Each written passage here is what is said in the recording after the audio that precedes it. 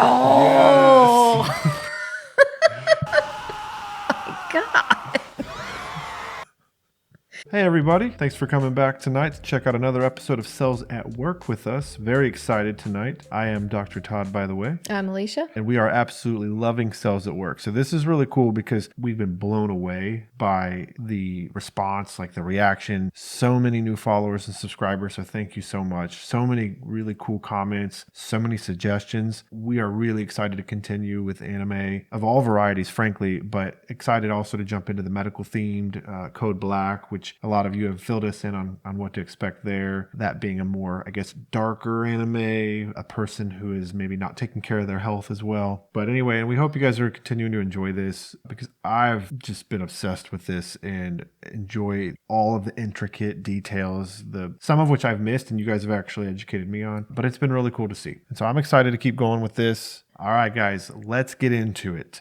Cells at Work, episode 4, food poisoning. You ready? Yes. Wonder which organism that The big yellow guy is. Yeah. Oh, someone said something that this body changes, like that beginning scene body. Start paying attention to that. Welcome to the inside of a human body. Is that the like, stomach? Yeah, maybe probably got the stomach. Like stomach acid Gastric or acid. the rocks. See how it's dissolving all those lumps of nutrients? Oh, okay. The stomach also utilizes a digestive enzyme called pepsin. Pepsid. Pepsin. I was like, oh, is that why you take Pepsid? Well, Pepsid helps reduce acid production. Okay. If that lava were to go up the esophagus. So I haven't even had the chance to learn how everything works. Oh. He's pinging. Sorry, red blood cell. We're gonna have to pick this up later. Okay, I was pretty much starting to repeat myself anyway. That is such a cool way to depict the stomach, though. Oh. What's this? And who's the pink girl? Disgusting germ. Run into macrophage instead of you, I'd be a goner. Now die! So what kind of cell is pink? Is the girl in pink? I don't know. I'm not done yet.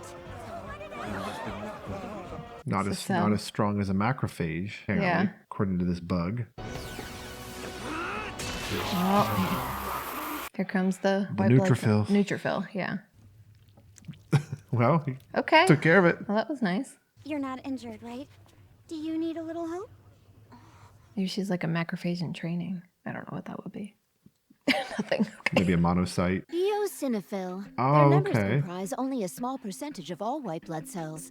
Important in allergy Allergic reactions or parasitic infections. Oh, or okay. parasitic infection. They're still capable of phagocytosis. Phagocytosis. Engulfing an organism and breaking it down. Okay. We're both white blood cells and grew up in the same bone marrow.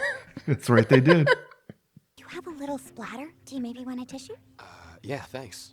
Was she talking to him or her? I don't know. I think her. Cell? No way, she lost to a germ. Aww. No. What type of white blood cell did she say she was? I've never heard of her. Well, they're bullying her. Yeah. Even with that gigantic weapon. Jeez, she can't even take down one lousy germ. Oh man, I have a feeling we're gonna see some powerfulness from her. Yeah. Oh. She handles other tasks They hurt you us. couldn't even Oh, comprehend. dang. It's fine. It's not like they said anything that isn't true. Oh, don't say that, eosinophil. Oh no, all the nutrients. Emergency alert! Bacteria! Emergency alert! Did they say bacteria? So the stomach acid is pretty effective at killing a lot of bacteria, but obviously there are some that are stable and Yeah. can repel heat or can repel pH change. Mast cell, commonly Mast known as cell. fat cell, releases chemical mediators such as histamines and I leukotrienes. love the mast cell. So our oldest daughter has something called mast cell activation disorder. And so we know a lot about the mast cells. Yeah. And it's pretty crazy what it can do to the body. Yeah. And we'll- getting that diagnosis was not easy, and it actually helped that he's a physician as to why we got it. Yeah. We'll talk about mast cell activation syndrome Oh, I'm excited. as we learn more about the mast cell. Yeah. It's but also an important thing in allergy. But mast cells are tissue cells, so they mature in the actual tissues, not in the bloodstream. So they're not really Okay. circulating in the bloodstream like say your eosinophils would be. This would be cool to have her watch because she keeps telling us that she doesn't have this. Well, we can introduce her to the cells in her know. body. Histamine. Oh, that's cute how they did it like steam. Can you hear it? Oh, who's this? This mournful melody. Basophil! Oh, it's a basophil. So Oh, look, he's like a ninja almost, or a what are those called? He almost looks like Sub-Zero. Yes, that's what I mean. Can this symphony of cataclysm be cut short before it crescendos? Oh, I like his delivery. Demeanor? Yeah. The violent hands of a savage creature have reshaped our paradise. The basophil is a circulating blood cell. So I just mentioned how mast cells can degranulate, releasing histamine and other things. Basophils also are involved in the allergy response, but they are circulating cells. So they are actually in the bloodstream. Okay. So that's a little bit of a difference. Are you saying there's too much bacteria invading to flush it out with gastric acid? How did you get that? Yeah, let's get this party going! There's been an outbreak of bacterial food poisoning. Food poisoning.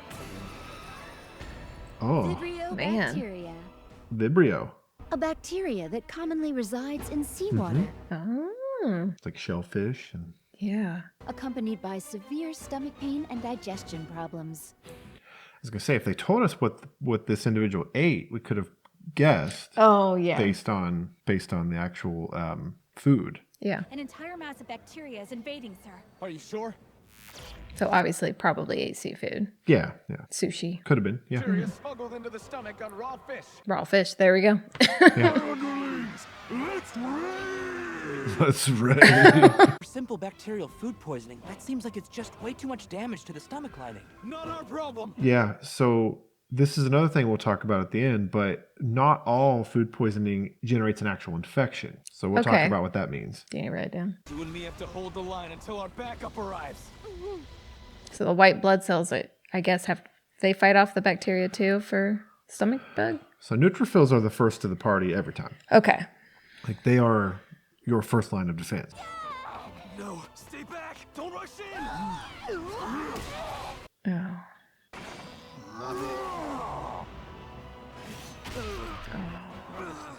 Oh no. Stand down, eosinophil! Stand down, you eosinophil. Give her a little credit. Come on! Follow me, ugly! Man, you're rude! Man, you're rude. Watch out! What?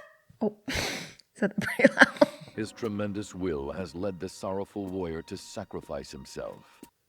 To erase this foul influence from our world. It's like the Twilight Zone. I know. Oh. My God. Like tore him open from the inside. Might get that image tattooed on. Neutrophil just ripping through the Vibrio. The basophil reminds me of like the Tower of Terror at Disney World. Like that Oh, that voice you've that entered talks to, yeah. the Twilight Zone. There you are. I've been looking for you guys all over. Are you? He's a red blood cell now. No, just had to wash them off. Okay. This never would have happened if my phagocytic effects weren't so weak. Her phagocytic? Yeah, her ability to engulf. Oh. I'll never be as strong as you. Stop. At least she knows it. You're just a regular cell, dude. Be quiet. I'm the one who's sorry. Those things I yelled at you, that was too harsh. Really, it's okay. I know well enough how weak I am. Thank you for protecting me. My gosh. Weak. The area has been successfully cleared. Oh, well, I guess someone destroyed my dreams and said the cells don't actually fall in love. I was like, maybe they'll... No. I repeat, the area has been successfully cleared. You know, I respect though. She's getting her weapon ready for battle again. Yeah. Like she's going to get up and she try didn't again. run away. What the? Uh-oh. What's this? It is over, right? Yeah, it's all taken care of. There's something not Stomach right virus here. does. Well, This isn't this- virus. I know. But like you think you're getting better. Another one? Oh no. It's even bigger than the last one. All that damage to the stomach wall. I knew it was something more than food poisoning. Oh. There's no way. What? Tell us. Yeah, tell us, what is it? I mean, it's got to be bad if they're signing off all the alarms. Oh, golly, the gastric acid! Is it leaking out? Whoa, what did this? No clue. What's the wall? Well, maybe it will be like Stomach? a helminth, like parasite or something, and then the eosinophil perhaps will be more in her element. Oh no. I don't think no, it's okay. over. Yeah, it does that. It does this little like Yeah. I don't know what it's called, but Parasite. It's a parasite. All right, eosinophil, you're up. Parasitic anisakis. Anisakis. anisakis. When humans consume raw seafood infested with anisakis, Oh my gosh. I'm so happy I don't eat seafood. causing food poisoning accompanied this by poor severe host. stomach pain and vomiting. Oh, I especially don't eat sushi. Come on, Basophil, what are you going to do? Should the tempestuous acidic waves flood over and spiral into a dark See maelstrom, your new favorite character? No. fire will force open the forbidden door. All sanity and order will be drained from this world. Yeah, that's pretty much how you feel when you have stomach. Vomiting center emesis. Approaching emesis. Beware of regurgitation. Oh. It's the worst. I already have like sympathy illness right Located now. in the medulla oblongata, Medulla oblongata. Medulla oblongata. causing the stomach to regurgitate. The diaphragm and abdominal muscles contract, Just call it what it is. You're just compressing vomiting. the stomach and forcibly ejecting the contents. Yeah. What happened to the parasite? It's tearing through the stomach wall. Ugh. Probably trying to get into the bloodstream. God, this would like terrify children if they were watching this. Like, I never want to eat again. No, but this is truly what eosinophils were made for. Okay. To target parasites. Okay. If your white blood cells don't do something, we're all gonna die here. We can't beat that. So if your eosinophils are raised, eosinophils are raised in your blood counts or whatever, your blood work, does that mean you have a parasite? Oh, it could. Okay. It's usually, though, due to allergy. Oh, okay. This one is mine. Look at the calm confidence. Maybe you shouldn't, though. Hey, come on, Eosinophil, don't be crazy. Oh, she's like, this is my thing. You can't even take down a germ. Yeah, You exactly. guys have no idea. Oh, look at this quiet confidence she has. But you don't have to go and get killed just to prove yourself. This is what I meant to do. Wait, what? You've got to stop her. He's just frozen. You're just going to ignore He's in me. awe. Okay. He's like, watch, she's got this. I like the little details of the tiny little hairs coming off the back of her neck there. You have to calm down, red blood cell. Just trust in her. Promise, she's not heading off to die. What? You can do this, Eosinophil.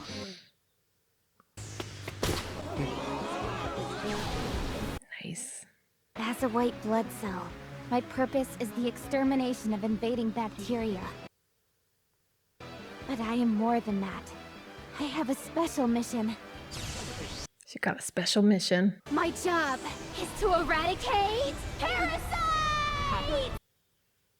Protecting the body by targeting and slaying. Slaying. Does that make her? She's like Buffy the Vampire Slayer. Does that make her a slay queen? The root of our current evil has been cast into the conflagration Even his face is all like scrunched up underneath there. and extended our respite from the cruel and patient curse He's so cryptic. of inevitability. Is he just a storyteller? Apparently, he just narrates very eloquently. I might add. Soothing. All right, where's all those cells that we're talking bad about her? Yeah, I know. Where you at now? Glad I could at least manage to ward off a parasitic invasion. Oh, A hero's Ooh, welcome. they're all fans now. That was Oh, they're the most crying. epic thing I've seen in my entire life. Same, bro. Me? Did you really just say it was cool? Oh, is she crying too? Oh, she's embarrassed. There you go. The slow clap. Awesome. Oh, come on. Oh, there you go. You're amazing. That would be a cool Funko. Another thing you collect. Mm-hmm. Can't believe I'm blushing like a moron in front of everyone. Oh, come on. You killed it. Oh, she just went Yeah. back to her Glam. demure. Rose to the occasion and saved the body from the dire threat of the parasite anisakis. Anisakis. You totally got blown away earlier. Now they're talking bad about him. Torn open by an invading force would allow a beam of hopeful light to stream down upon us. This fate we cells must bear. Are we going to get to see Sub-Zero in action? It would be kind of cool. So does that mean we actually beat the thing, or? Okay. They beat it. Maybe. Yes, they did. I wonder how long or how terrible that kind of infection is compared to norovirus. Well, you mean like a parasite? Well, they had two, right? Yeah, so they fought off the Vibrio species pretty quickly. And actually technically they fought off the parasite pretty quickly too, but they had the eosinophil on hand, otherwise it wouldn't have gone so well. Anyway, I guess they're all pretty quick, but this felt super quick because it was really cool. This is probably my favorite one. They're all my I favorite know. because they're all so good and they provide so much interesting things to talk about. You know what's funny? This is going to be a little bit of an aside. This doesn't have to do with these cells, but I was actually at the office last week and I had a patient. It was a younger gentleman and we were talking about, we were doing his blood work and we were talking about his blood work. And he asked me a few questions about his blood and like, well, why did this do this? And why did this do this? And I was explaining it to him, but then I was like, have you ever seen cells at work?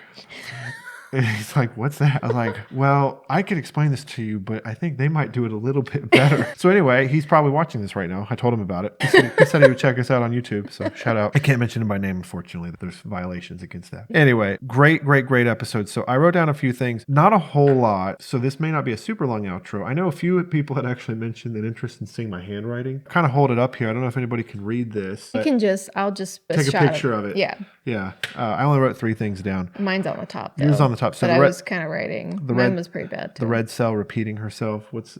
Oh, she said when they were doing the stomach gastric and she was at the wall and she said, or I just keep repeating myself. Is that because red blood, do they repeat? Do they like multiply? Well, is that a stupid thing? No, red blood cells are produced in the bone marrow, so they are constantly being produced. I don't know if that was like a single red cell doesn't like replicate itself. Oh, okay. But red cells replicate in the sense that in the bone marrow you're producing constantly producing more red cells. So maybe it was nothing. Or that, or I know somebody had mentioned, and I don't know if this theory was proven or disproven, but because her hair has a little cowlick, that she might be sickle, and which would make sense. And actually, it's interesting because somebody also mentioned that there's some suggestion that this body might be immunocompromised, and getting recurrent infections is sort of a risk. Like we do start to wonder about patients, could they have an immune deficiency or something, because if they're getting recurrent infections. Now, obviously for the sake of the show, they're going to have to show you multiple different infectious agents. So is it a matter of like truly immunocompromised, or just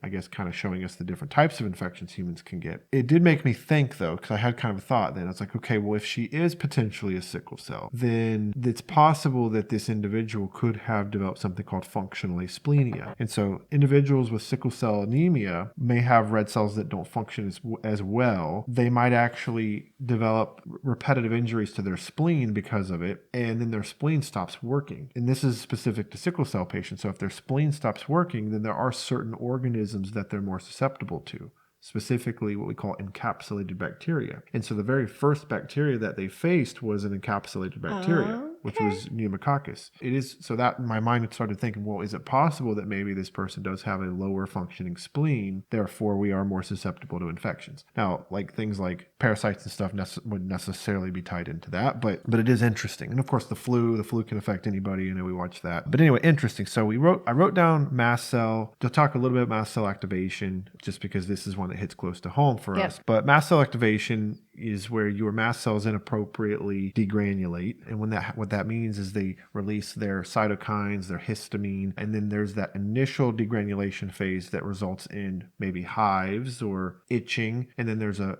secondary sort of inflammatory state. And then this is where you can get like swelling tissues, you get swelling of the lips, the tongue, not all that different from, say, anaphylaxis, how that might develop. And so, can I explain the way I understood it? Yeah, go for it. That people with mast cell activation disorder, if you think of histamine in your body like in a bucket, and that everybody's bucket starts out relatively empty, but someone with mast cell activation disorder, their bucket doesn't empty. And it keeps building until it spills over. It just makes your body react everywhere at once. Okay, that's the way I just thought of it like a bucket. And then when she would have reaction, the bucket would basically overflow. Spill over. Yeah. Yeah. And then you get the mast cells activating. And so I think it's going to be really cool to see what the show does with mast cells, see if we get more and more of that. I Yeah. hope so, because it is, although, see, here's the thing. It may only really be evident if this person has allergic responses or something. So if we deal with an allergy, which isn't necessarily, it's not an infection related media, or not to say it can't, but yeah, we're talking about more like allergies. This is an aside. This has nothing to do with mast cells, but I thought this was interesting, and I hope somebody does find this interesting. Macrophages. So the reason that when people get tattoos, the reason the tattoo stays there is because macrophages gobble up the ink, but they can't digest it. And so they basically just stay in that tissue and die. And then You're killing your macrophages?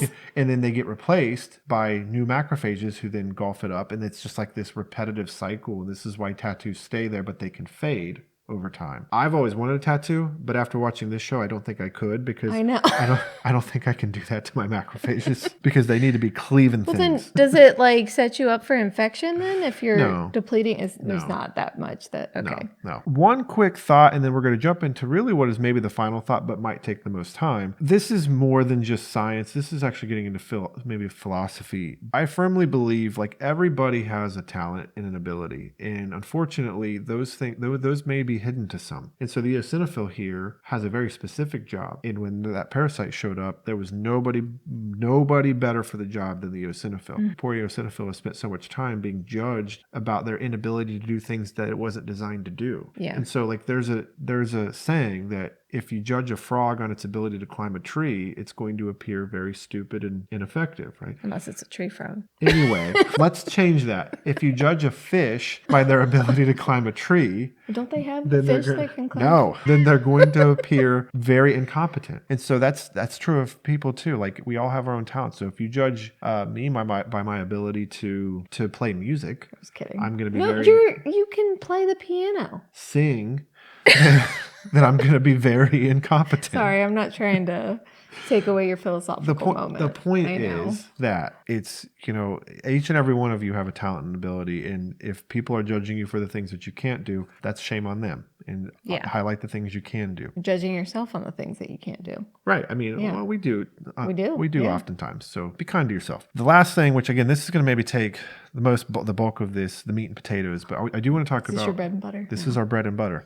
I want to talk about like food poisoning, what it is. They mentioned one particular bacteria here, and then of course a parasite, but there are a lot of different things that can cause food poisoning. And I mentioned that not all food poisoning is an infection. One of the most common causes of food poisoning are actually from what's called preformed toxins. So that's bacteria toxin release that is in food, particularly food that might not be handled well or stored well. And then when we ingest that toxin, we're not actually ingesting the bacteria, we're ingesting a weapon of the bacteria. And Can I ask you a question on that? Mm-hmm. Is that why with our daughter with the mast cell activation disorder, having food that's like so many days old can activate more mast cells? That has no, nothing that's to do with different that? because Okay. that manipulates the chemistry that increases her histamine release. Oh, okay. So that's different. All right. So in this case, when you ingest a toxin, the preformed toxin, you're going to get sick, and that's usually very quick. So within hours. So the idea is, if we know what you ate and how long ago you ate, then we can kind of guess what bacteria it is. Obviously, human routine can be challenging sometimes. Our eating can be erratically scheduled, or Yeah. we might not remember what we ate. We might not think about what we ate that morning as opposed to say what we had for lunch. But probably one of the most common toxins that will do this is actually Staph aureus toxin, which we met Staph in one of the first episodes. Mm-hmm. She was a bad bug, but has these preformed toxins, which this is usually found in, I don't know, like cream, like sauces, mayonnaise, things like that. Another one of the common bacteria that does this is one called Bacillus cereus. So we used to use the term be serious because that would help us think about it. That's usually in like reheated rice and things like that. Those are two that cause that kind of more quick within hours of symptoms. Then you move down to the actual, say, infection food poisoning scenarios. And these are bacteria that form endotoxins once they're in your body. And so this could be, E. coli. Actually, there's an E. coli version of E. coli. It's the enterotoxigenic E. coli, which has a toxin that actually forms while it's inside your body. Okay.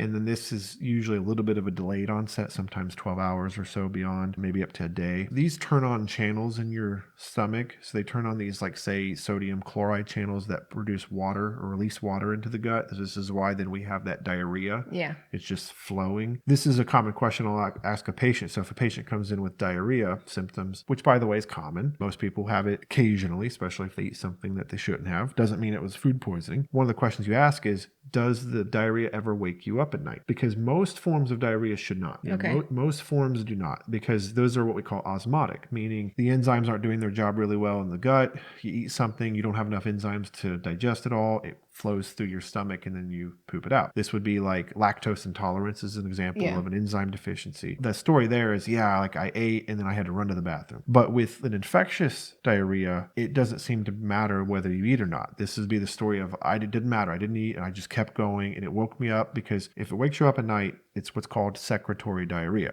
And this is something we want to know about. And so it's really interesting too, because there are some bacteria then that are a little bit of a hybrid. And so Vibrio is an interesting one because there's a couple forms that are common. So cholera, if you've heard of cholera is a very serious infection. So cholera has like high mortality. And so when you mentioned like comparing this to say norovirus, right? Like I know virus versus bacteria, but which is worse? Well, norovirus is extraordinarily contagious and it's miserable, but cholera can be very, very dangerous. It could kill you in some cases. How do you get cholera? These are usually, again, in contaminated food sources or... Just never eat again. Yeah. Well, we don't see a lot of cholera here in the U.S. You're probably going to see this more in like developing world, maybe inconsistent access to clean water and things. So cholera is bigger in those types of settings. But there's also what's called Vibrio parahemolyticus, which is another form of food poisoning. It's actually interesting because it does form an enterotoxin, but it also invades the mucosal lining. So this is where you get into your really, really serious infections. These will oftentimes cause like what's called dysentery, where you have bloody diarrhea. Okay. There was a bacteria that I remember like reading about from med school. I don't think I've ever seen it in real life, but something called Campylobacter. This can cause like invasion to the tissues, bloody diarrhea. This is, I think, commonly in chicken or pork, like undercooked chicken or pork. So very, very interesting. And then you can get into some other, like there's like an E. coli that can cause what's called HUS syndrome, hemolytic uremic syndrome. These are very dangerous, can kill you. I don't want to go on too much more about that other than to say maybe a couple of helpful pearls would be, in the event of these infectious diarrheas, using antidiarrheal medications like Imodium's a common one that's over the counter. These aren't always a good thing because it can actually prolong your gut's exposure to these Oh, yeah, because you need to get it out. So if you have a bacteria that's releasing its toxins, that can prolong your exposure. That can be actually more dangerous. And some bacteria can actually have a reservoir. So like Salmonella or Shigella can set up a reservoir in your gallbladder. This is actually how, if you've heard the case of Typhoid Mary. So typhoid is like a Salmonella type species. Yep. And it's very, very bad. This is how she was infecting people. She actually had a reservoir in her gallbladder. So she wasn't symptomatic, but she was,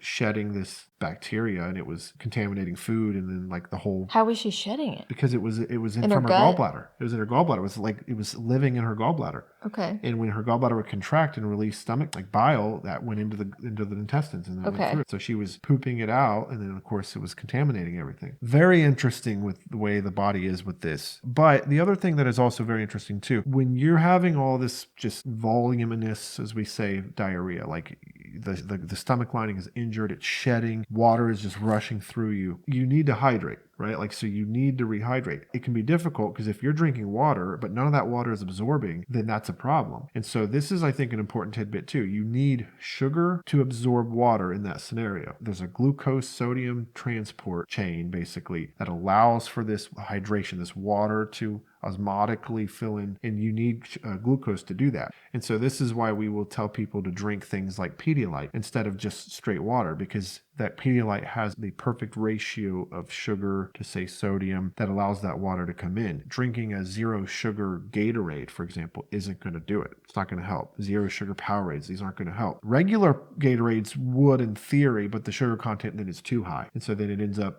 yes, there's going to be some rehydration, but it's probably better to stick to like a Pedialyte.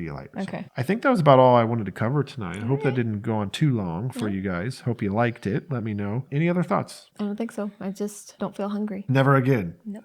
Oh, one thing I thought of. Lay it on me. Is food poison contagious? Is food poisoning contagious? Is food poisoning. In some cases, yes. In some cases, no. So if it's that preformed toxin, that's not contagious because that's not even an infection, really. So you're not gonna spread that. Now, the enterotoxin variety is not commonly spread, but in theory, I suppose it could. Some of the more invasive infections are. And so those can be, I know we didn't talk about Clostridium difficile, C. diff. Yeah. That can spread, although it's mostly going to affect a immunocompromised individual. Yeah. We had a child with that and we did not spread it to anybody else in the house. No. And she wasn't immunocompromised. So that was kind of interesting. It was interesting. So anyway, another cool tidbit there. But yeah, this was a lot of fun. I can't wait to jump into the next episode. I don't even see, what's it called? Let's see what we're going to learn about next. Oh, cedar pollen allergy. Okay. That's why they introduced the mast cells. So we might see a little more mast cell action here. All right. I'm excited to hear about cedar pollen allergies, and then we can talk about. So that's pretty cool because so far it's been telling us or educating us about what our immune system cells do when faced with like foreign invaders. Now we're going to learn what happens when the immune system is perhaps misbehaving, when it recognizes an antigen that's maybe not dangerous and it has an exaggerated, say, response that's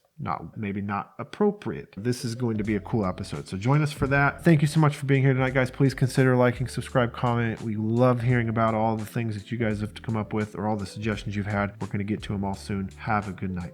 See ya. I am Dr. Todd.